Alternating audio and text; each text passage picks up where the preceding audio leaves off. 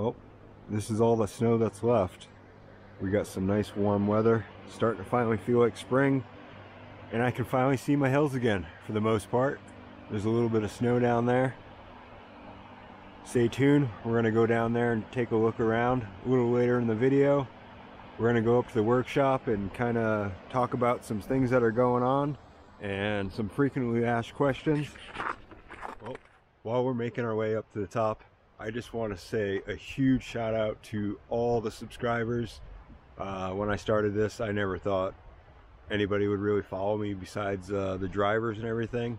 But you guys have got me well over 500 subs. So huge shout out to you guys. Thank you so much. Means a lot. I just wanted to share my interest and the love for rock bouncing. But we're going to get back down to the hills in a little bit. But we're going to go into the shop and warm up and talk about a couple things. What's going on, guys? We're just hanging out in the shop here. I just wanted to say once again, thank you all the subscribers for well over 500 subs. I'm on my way to 600 subs, which is absolutely awesome. Did not expect to kind of grow that fast for just a little RC channel. We're going to be kind of talking about some of the projects today, and I think it's about time that I do kind of a Q&A video and kind of answer some of the questions that you guys have and I keep seeing in the comments. So we're kind of going to talk about that and give you guys kind of a little bit of background about me. First off, my name is Curtis. I live up in northern New Hampshire. We're all the way up in the White Mountains, and I'm actually from Rhode Island, little itty bitty state, but I've been into RCs since I was about 8 years old, playing with toy grade stuff like Walmart, obviously stuff like that, Radio Shack when Radio Shack was actually around, yeah, playing with stuff like that, and then growing up, being able to go out and start working with my dad and actually getting some money of my own to actually be able to afford things that I wanted. When I was about 12 or so, 13, I ended up getting a Traxxas Stampede as my first hobby grade RC, and it kind of took off from there. Right after, probably about 2 months after that, I got the Traxxas Emax, both first gens. This was in the 90s and early 2000s, so they were all first gens. And then took kind of a short break, and I got into nitros shortly after that, and it was kind of over since then. I turned into a huge nitro junkie. Pretty much all I ran was nitros and fifth scales, two strokes, and then moving up to New Hampshire about 10 years ago now. I've been up here, and I got into kind of the electric scene. I never messed around with brushless stuff or anything like that, but got into those, started experimenting with those, and then I ended up meeting one of my friends. Long story short, rock bouncing kind of took over my life in a good way. I started kind of following all the one-to-one racing and everything, and that led me to meet my good friend Nick Mott, aka RC Command. We kind of got into rock bouncing and everything, and that kind of led me into electric RCs again. And yeah, we got a huge collection of RCs. I think I have about 14 or 15 RCs now, and yeah, it's been a crazy ride. A lot of my other hobbies besides RCs, I've posted a couple videos. It was just kind of random stuff of me just messing around, but I'm into knives, throwing knives, stuff like that. Big into one-to-one cars and racing, pretty much anything with a motor. There's a lot of mud events and drag racing, so I like to go to that stuff. Other than that, typical guy stuff, hiking, all that good stuff. Alright, so getting into the racing side of things, many of you that are subscribed because of the series and RC rock bouncing racing that I do. You can see the banner behind me. I'm the series manager of the King of the Mountains RC Bounces series way up here in northern New Hampshire. We have a very short season being way up here. Typically runs from April to about September, and in that time we probably get about 6 to 8 events in, and we've been going for, this is our 4th year. Well, actually no, last year was our 4th year, so this will actually be our 5th year going. This year I kind of decided to take a little bit of break for me and a lot of the drivers. We've been a series for the past 3 years, and doing events every month and having a point series to where the guys are chasing points every race. Granted, it's all for fun, but obviously once you throw kind of a competition in, everybody kind of gets competitive, and it is all for fun, but obviously it does get competitive after a while.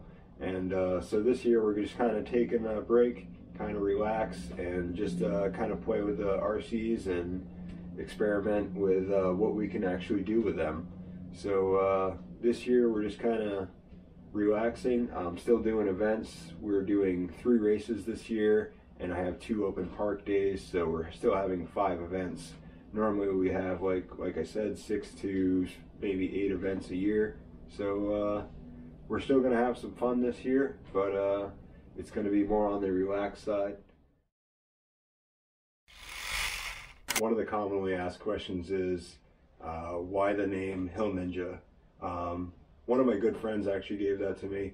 It was more just because of during race season, once we go down to the hills, make sure you stay tuned to the end of the video. We're going to go check out the hills, but once you actually see the hills and you see how steep they are, I'm kind of the all-around guy. I do everything from filming to editing to running all the races to making sure everything's set up.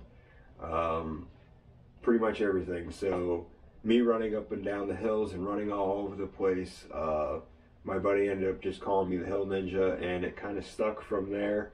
We're going to get to some of the more commonly asked questions once we get down there. I'll try to answer some more of them, but we're going to head down there and see what the hills look like. Alright, so before we head down there, some of the followers that have been following along for a while, they know that I have a new chassis for this year, Keller RC Performance.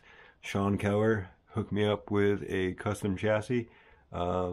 It's always been kind of I guess a dream since I kind of got into rock bouncing and saw some of Sean's rigs. I've always wanted one. For those that have followed along, they will know Hazard Buggy has been going for the past 3 years. So yeah, it's still going to be a trail bouncer. I'm still going to have it together. I'm actually going to order some, I got to order a rear drive shaft because I stole it for this one. But you're going to see this in some upcoming videos. I got to go through and do a bolt check and Loctite everything, put it all together, put all the electronics in it.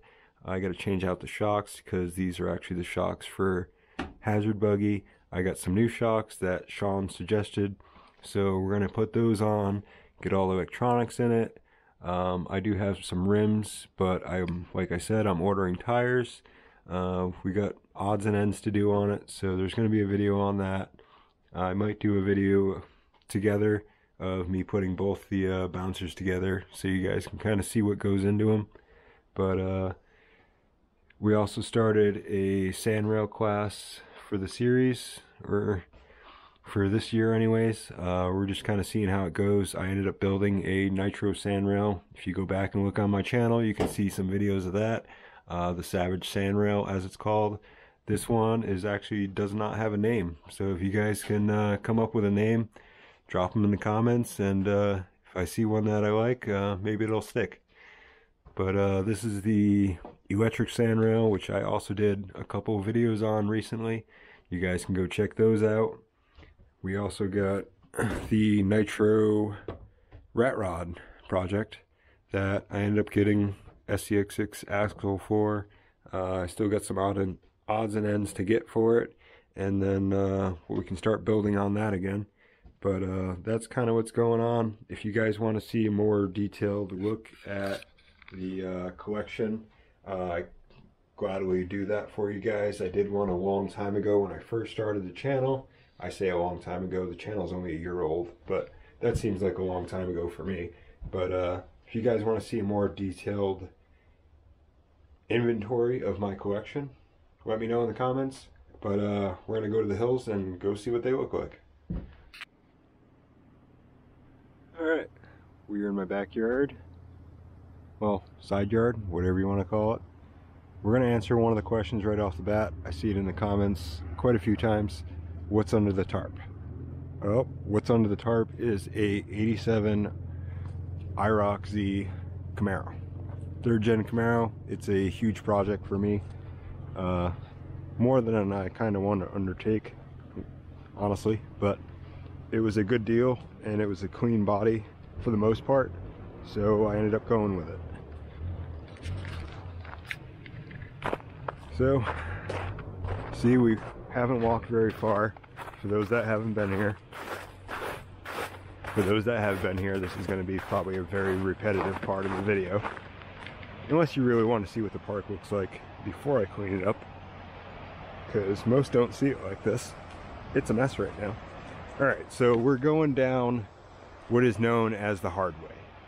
The hard way is pretty much going right down the hills alongside. I put a rope in. Some are appreciative of it. Some others want me to put an escalator in, which, yeah, sorry guys, I can't do that. But there's an easier way down over there. It's kind of a makeshift staircase, but it is a little easier than going down the hills, which is really steep. Alright, so there's 11 hills here. Sorry. Welcome to Hazardous RC Off-Road Park. First off, we'll get down there in a second. We got 2 of the longest hills right here. From the bottom, where I make the guys start, which is usually around here. It's probably about 100 feet-ish to the top. We got Main Mountain and Step Your Game Up, aka the Money Pit, which is filling in with dirt. But yeah, you guys can see how big of a mess it is after winter, which is not really all that bad considering. Head down to the bottom. Got some more dirt stairs. Like I said, there's still some snow down here. Bird is chilly down here in the shade in the valley and next to the river. Burr. But so we got the rest of the hills down here. Quick tour around. We got Rocky Roots right there. We got OG Street, which used to be Easy Street, but it got renamed. We got Main Mountain. That guy really just say Main Mountain? It's Miners Run. Right next to it is Loose Dirt Hill. Then you got Learning Curve, which the sign obviously got attacked by a tree. And Water Hazard, which has a giant bucket up there and has water going down it normally during race day. Learning Curve also had water added to it last year. We got the undefeated Bounty Hill. I think we ran this for 2, maybe 3 races, and nobody's made it yet. Then we got probably the most damaged hill, which is KV Hill, with all the branches and the giant trench going down it. Kind of walk up these so you guys can see how steep they are. Oh, you can hear how steep they are by me struggling walking up them. But yeah, this is KV Hill, which is normally an all very loose dirt hill, but I have a drainage all the way up there that goes along the river and then goes down, or along the river, There's a drainage that goes along the hills and down over there, so all the water stays away from the hills.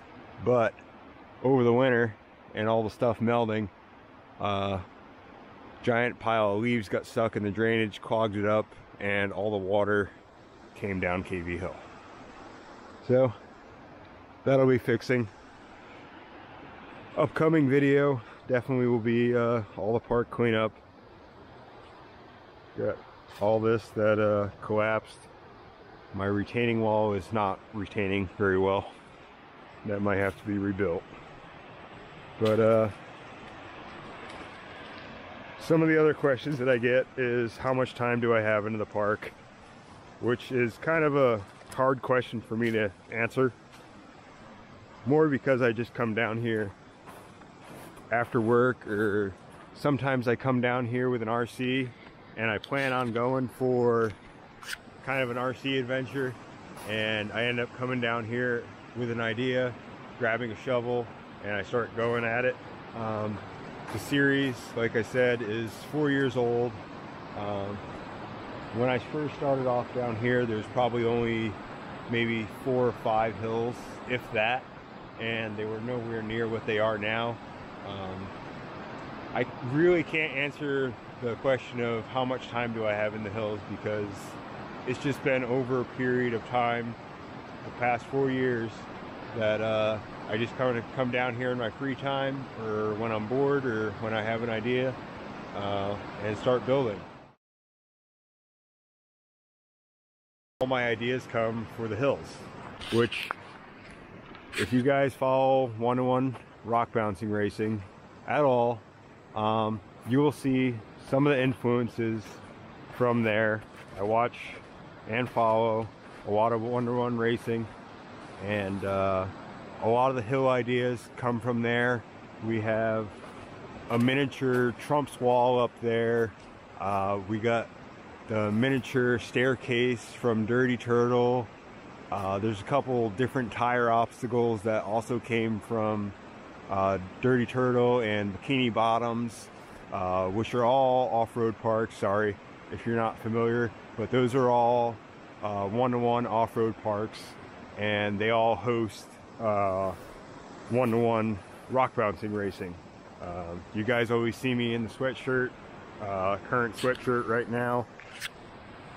NHRA, that is NHRA, yeah. National Rock Racing Association, which is the main series for racing that I follow. There's a lot of other smaller series that I follow too, but the main one is this one. But that is where a lot of my influence comes from. A lot of the water on the hills, they started doing that, and there's a couple natural hills that obviously have water going down them. I couldn't get water to naturally come down my hill, obviously, so I made it. And the water actually comes out right at the top where you see that little hole. But yeah, some of the other influences is just from different off-road videos. I like all kinds of off-road, so a lot of the influences will come from one-to-one. And probably the most commonly asked question that I get is, how did I do all of this? Some people think I have an excavator or some kind of heavy equipment. Here, hang on, I'll go show you my heavy equipment. It's right over here. I have 2 shovels and a rake. All the rocks that you guys see were never there. They all come from the river, and they've all been hand carried all the way up the hills, and everything's been placed there. Everything's been dug out. You can see how far some of the hills are dug down just by seeing the sides of the hills. That's where it used to be. The whole park used to look like over there where you see all the leaves. That's what this whole hillside used to look like many, many years ago. So that kind of gives you an idea of how much time and where everything comes from. Yeah, I hope so. If you guys have any more questions, just make sure to drop them in the comment. Of course I do. But as you just seen, I have a 1-to-1 project already. It is a 3rd gen Camaro. I do have a 2nd gen Dodge, but it is way too big and nowhere near being off-road capability. So yes, I do have interest in building an off-road rig to go wheeling and everything on the weekends, but it's not quite in the budget right now. But hopefully eventually down the road, maybe will see me out on some 1-to-1 hills, just kind of trailing around.